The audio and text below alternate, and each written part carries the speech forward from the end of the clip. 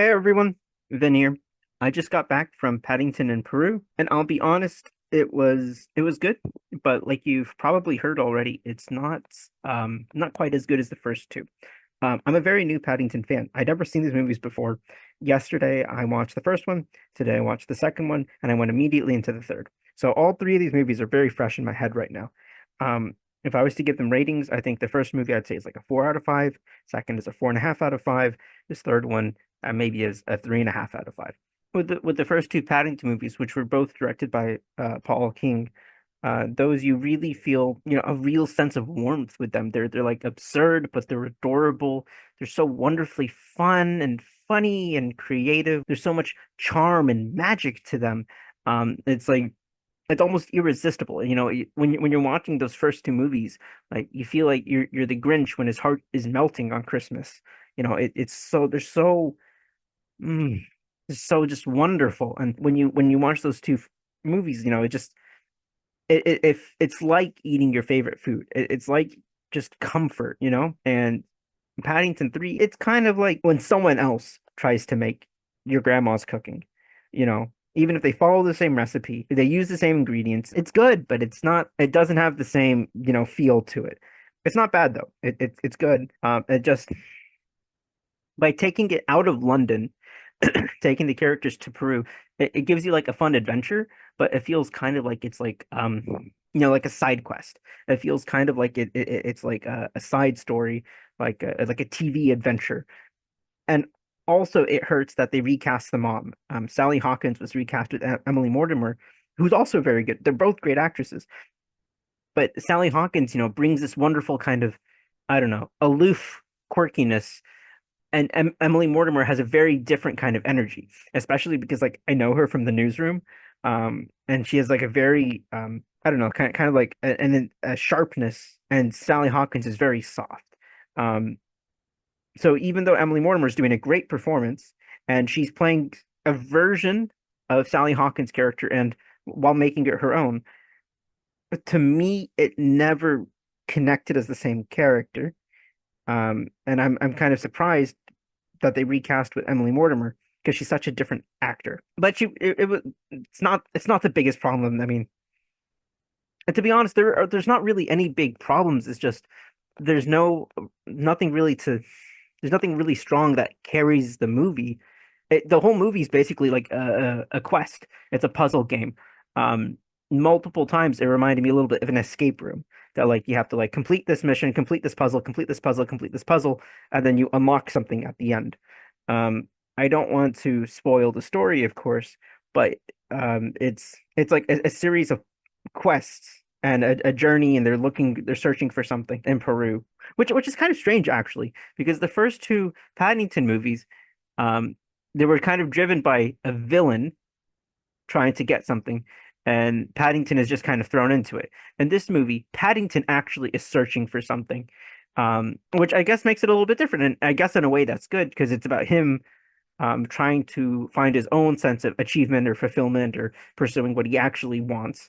And at the movie, it has a very nice resolution. It just cannot top the perfection of the second movie, that perfect ending in the second movie. In this movie, in some ways, it tries to repeat a few beats that the previous movies did, especially the second movie, I think, just not to the same success. Uh, Paddington and Prue is directed by Dougal Wilson and written by Mark Burton, John Foster, James Lamont.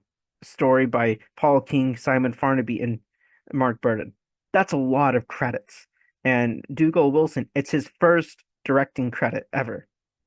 Meanwhile, Paddington 2014 was directed by Paul King, with a story by Paul King, Hamish McCall, and that's it. Paddington 2 was directed by Paul King, written by Paul King, and Simon Farnaby. Very simple credits. Very simple. Paddington 3 is kind of like a mess of too many writers, and you kind of feel that when you're watching the movie. And the direction, I don't think it ever really blew me away with some of the cleverness and the creativity that especially Paddington 2 had.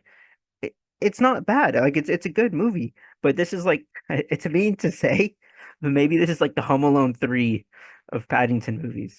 It's not quite that distinct, it's still Paddington. They haven't recast Kevin, but it's starting to feel like how many of these can they do before it gets too far away, before like, okay, we recast the husband next, we recast the kids next, we recast Paddington's voice next. And I don't know. Without Peter Capaldi, who was kind of a connecting thread of the first two, without I mean, it has Olivia Colman and it has Antonio Banderas, but it I don't know. It was missing kind of the wonderful camp that Nicole Kidman and uh Hugh Grant brought to the first two movies. So I mean, it's good. It's really good.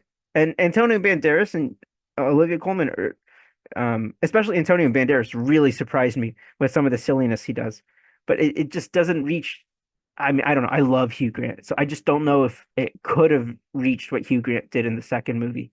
I appreciate the creativity though. That is definitely it's not repeating the same story from the previous movies. It's definitely wholly original, but it just feels like it's, like a TV episode in the Paddington show. It doesn't feel like an event.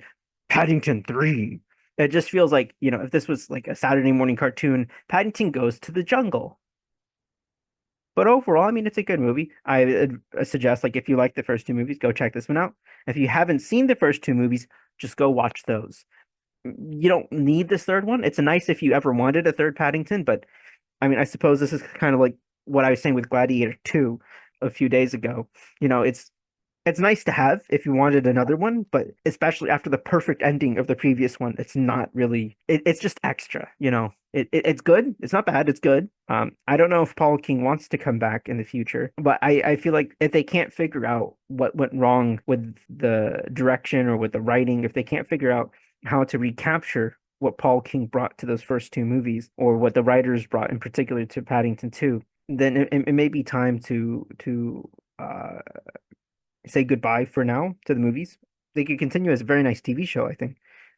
But as like we were saying, I think with Gladiator 2 and some other sequels recently, like if you're gonna have diminishing returns, again, it's not a bad movie, but for a series that when you're good and you become great, you want to continue building up, right? So I hope they can consider that going forward with whatever they choose to do with this franchise because it's good, and let's hope they keep it good. Anyways, I think I've repeated myself enough. So Paddington 3, all right, not bad. Check it out if you like. If you don't, I don't think you're really missing much.